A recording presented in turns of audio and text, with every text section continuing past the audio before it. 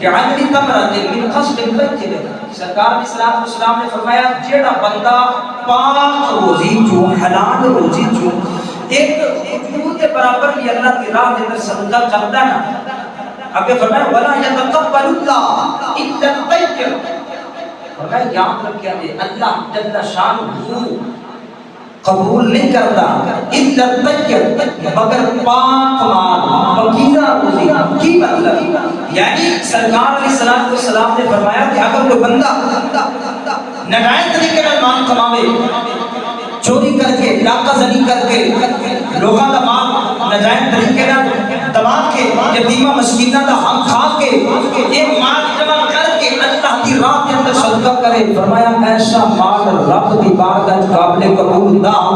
فرمایا وہ مال اللہ کی راہ میں قبول ہوگا جیڑا بندہ خود محنت و مزدوری کر کے حلال رزق کما کے، فرمایا پھر ایک کے برابر بھی اگر اللہ کی راہ کے اندر صدقہ کرے گا نا تو رب وہ بھی قبول فرما دیتا ہے، رب قبول فرماتا ہے، قبول فرما کے اللہ جل شانہ اس کی پرورش فرماتا ہے،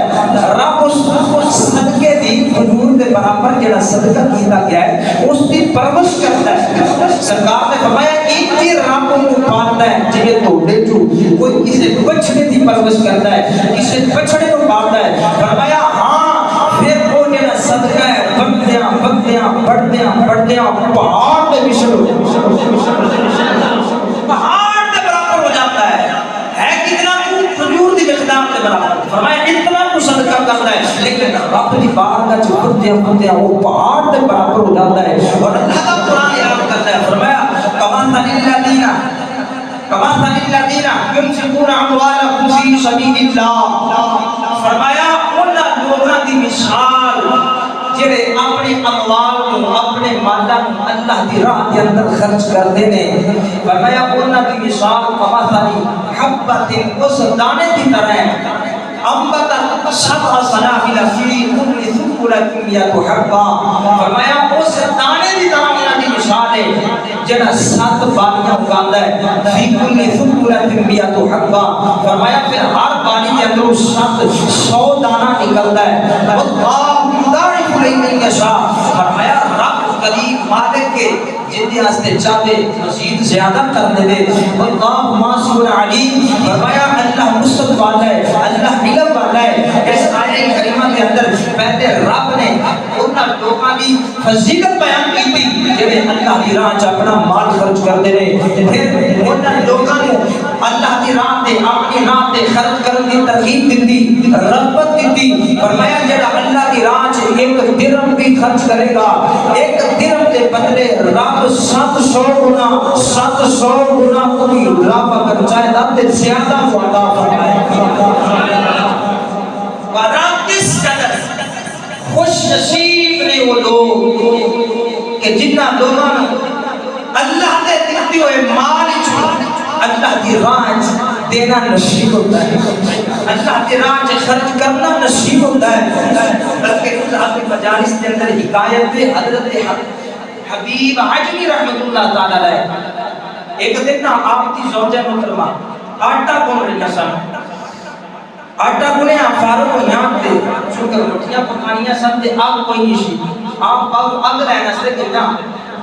جنہیں آپ باہر نکلیاں تے دروازے تے کسائی آ گیا جنہیں صدا کی تھی،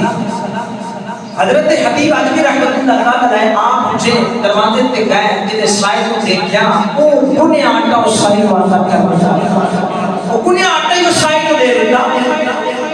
جنہیں آپ کی زوجہ محترمہ واپس آئیں نگاہ ہماری ہے آٹا نظر نہیں آتا، مجھے آٹا کی دے، آپ نے فرمایا کہ سائل آیا سی میں نے انہوں دے دیتا ہے، آپ بتا دے نا کچھ ناراض ہو گیا کہ میں اتنی محنت نہ بنیا سی تو سب پڑھ کے انہوں دے دیتا ہے، تھوڑی نا آپ ناراض ہو گیا، اس سے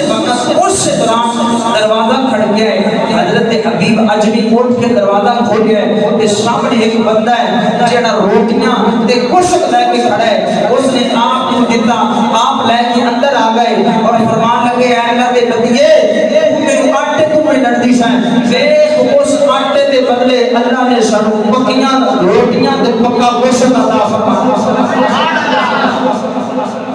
حضرات جیڑا بندہ اللہ کی راہ دے اندر صدقہ صدقہ و خیرات کرتا ہے رب دنیا تے ہی ڈبل کر کے لوٹاندا بھی ہے اور آخرت وچ اس دا بہترین نعمت البدل بھی عطا فرمائے گا.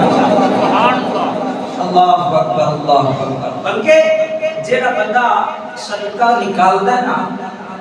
یہ صدقہ ایک ایسی چیز ہے کہ اس دے کٹن نال اللہ کریم بندے کو پہڑے موت اور پہڑے خاتمے تو محفوظ فرما دیتا ہے. رب کی موت کو بچا لیتا ہے.